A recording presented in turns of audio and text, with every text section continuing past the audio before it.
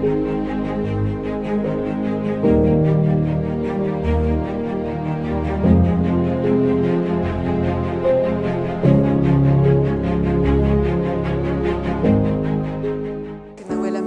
représente le mouvement de la ruralité Île-de-France. Je suis ici ce soir donc, pour la soirée débat pour le livre de Samia et à l'invitation évidemment de Nordine, donc de l'association franco-algérienne. Bonsoir, ben voilà, moi je représente l'association franco-algérienne avec tous les adhérents. On a beaucoup d'adhérents ici dans le Val-de-Marne. Et c'est un grand plaisir de recevoir Samia, son livre qui parle de son père qui écrit des lettres à sa maman, qui est enfermé en prison en Algérie. Et nous, on est leurs enfants, donc il ne faut pas les oublier. Et en tous les cas, ça me fait plaisir de vous voir et qu'à chaque fois qu'on fera des rencontres, j'espère plus de monde, qu'on n'oublie pas d'où on vient et qu'on n'oublie surtout pas qu'on est français aussi. Et ça, ils ont tendance à l'oublier.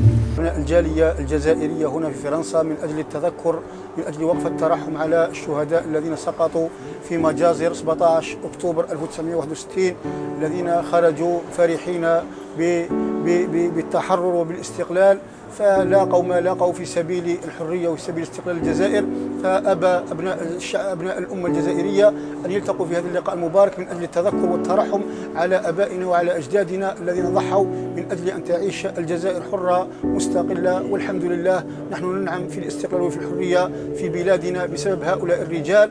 Je me présente, Monsieur Derny Abdelkader, maire adjoint chargé de la santé à Villeneuve-Saint-Georges. Je suis algérien. Donc en tant qu'Algérien français, je suis né en France.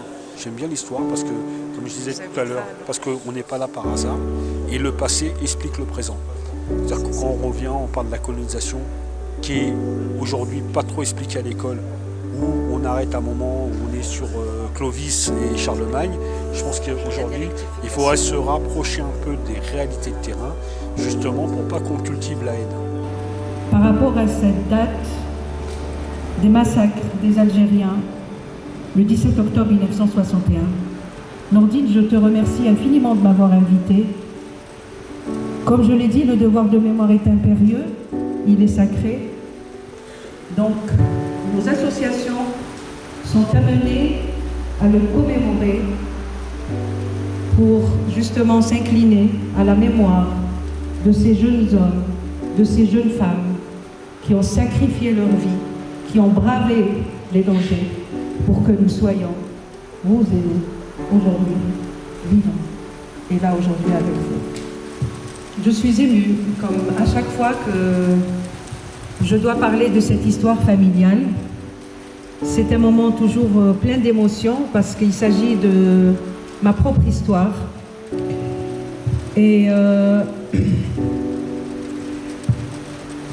faire le parallèle en fait entre l'histoire de mon père, donc de son emprisonnement et de son incarcération pendant ces années noires, et ce tragique et cette date tragique du 17 octobre 1961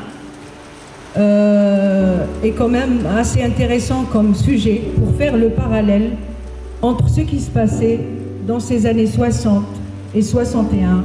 On est juste avant l'indépendance. Et ce sont des années noires, que ce soit ici, en terre française ou en Algérie. En 61, donc cela faisait déjà 6 ans que mon père était incarcéré. D'abord à la prison d'El Harrach à Alger, ensuite à Saint-Denis, la prison qu'on appelait Barbaros, et ensuite transféré à Balouania.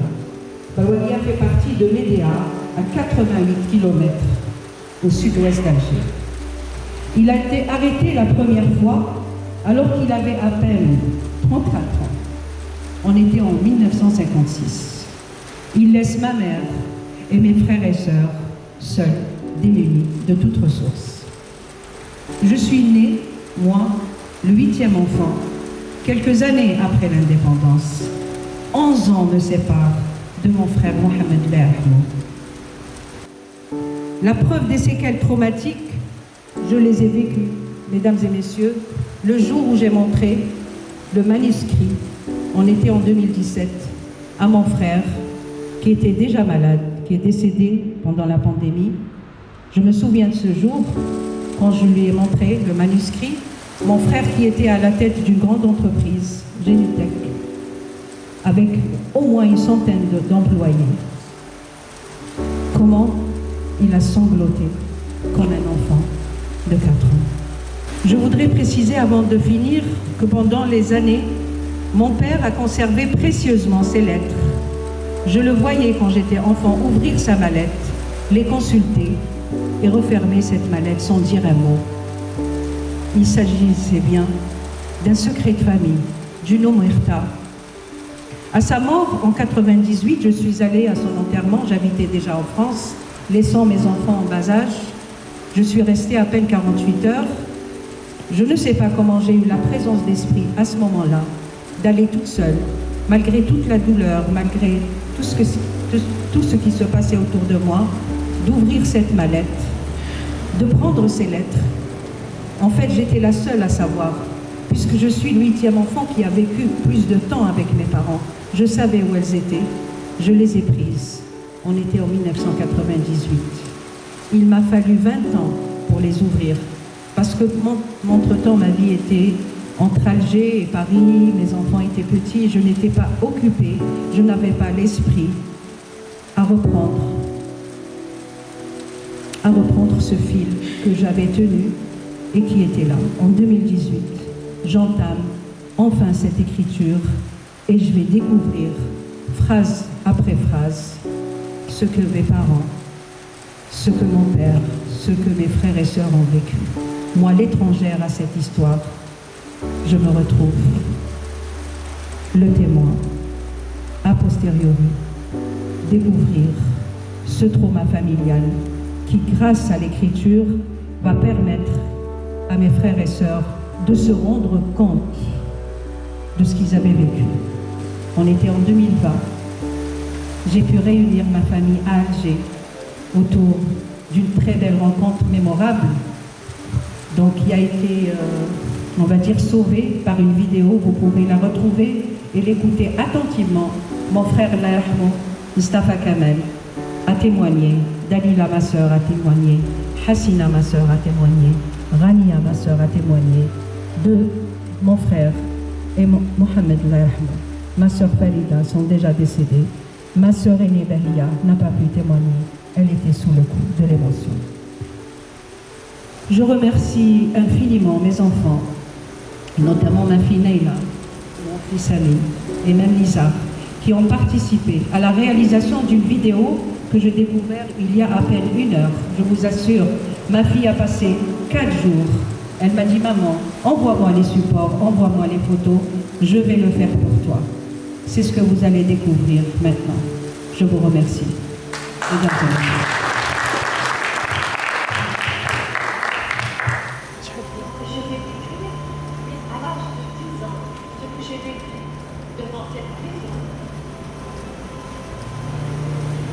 J'ai gardé à tout jamais cette image qui me serre le cœur même à cet instant. Celle de voir ma mère mettre à mon père sa veste sur ses épaules alors qu'il était déjà menotté par les policiers et lui dire notre grand-père est digne. N'aie pas peur, courage. Mon père a été arrêté, je devais avoir à peine 3 ans, mais je me tourne tout de suite de son arrestation comme si je l'avais vécu. Je suis fière aujourd'hui de mon père, je suis fière d'honorer sa mémoire et je le remercie infiniment de toutes les vertus qu'il nous a transmises et qui ont convaincu toute sa vie. Comme elle a dit, on ne peut pas, c'est de l'histoire, il n'y a pas de héros, mais je ne sais pas, je voudrais poser cette question. Est-ce qu'un tel livre, on l'écrit avec une amertume ou on l'écrit vraiment parce que finalement c'est une histoire qui, moi, ça me touche. Moi, j'ai un mari qui a vécu la vie de vos grands frères avec un président qui s'appelait Boukassa, qui a connu la prison, les parents ont connu la prison. Sa maman elle m'a enseigné, mais c'était une femme qui avait toujours la larme à l'œil. Mais quand je vous vois, vous m'avez transmis vraiment la joie de dire on peut vivre. Je pense que mon père était spécial quand même. Et que pour changer des récits de guerre, pour changer de tous ces livres qui sont des témoignages donc de cet affrontement féroce entre, on va dire, les deux camps. L'histoire de la guerre d'Algérie, il faut savoir que c'est l'histoire des familles. Donc quand on la redescend à une petite échelle, on remarquera que l'histoire a été douloureuse des deux côtés. Jeune, est-ce que tu as ressenti à la sortie, enfin, quand tu étais enfant ou quand tu étais adolescent, un impact de la prison, que la prison avait un impact sur ton père, et est-ce que ça se retranscrivait dans son comportement et dans comme il était dans la vie quotidienne? Ben, c'était pas aussi rose. Il est sorti complètement. C'était le père étranger qui est revenu. Mon frère Mohamed, qui est né là en 55, paix à son âme, avait 1 an quand il est parti, mon père, en prison. Il retrouve 7 ans après un papa qu'il ne connaît pas. Les autres, plus ou moins, ils sont un peu plus grands que lui. Donc c'est un étranger qui revient. La haine n'a jamais rien construit, mais l'amour, oui, et vous en êtes l'incarnation. Et je voulais vous féliciter pour ce rapport de mémoire. Pourquoi? Justement dans ces temps troublés, de dire que nous, les Algériens, on n'est pas ici par hasard. Merci. On va terminer sur ces belles paroles, vraiment qui nous pénètrent et qui nous font chaud au cœur, parce qu'il s'agit aujourd'hui justement de transmettre ce message d'amour, ce message de paix, dans un monde qui n'a jamais été aussi chaotique. On pensait que l'horreur était derrière nous, que nos parents, nos arrière-parents avaient déjà affronté des monstruosités. Il se trouve qu'aujourd'hui, nous sommes confrontés à des choses dont on ne comprend pas le sens. C'était très poignant de voir les témoignages des frères et sœurs de Madame Samia Bouharati et de voir tout son témoignage sur comment elle a ressenti l'incarcération de son père et la façon dont elle a écrit son livre. Et c'est super qu'il y ait ce genre d'initiative et on espère qu'il y en ait de plus en plus dans la communauté algérienne et voir aussi de plus en plus de jeunes, pourquoi pas collégiens, lycéens qui s'intéressent à ça. Donc j'espère que ce genre d'initiative va se multiplier et c'est très intéressant. Avec cette histoire qu'on ne dit pas mais qu'on ose écrire, et bravo à Samia pour l'écriture de son livre. Merci. Pour moi c'est toujours intéressant de rencontrer des gens qui ont un vécu, qui ont l'instruction.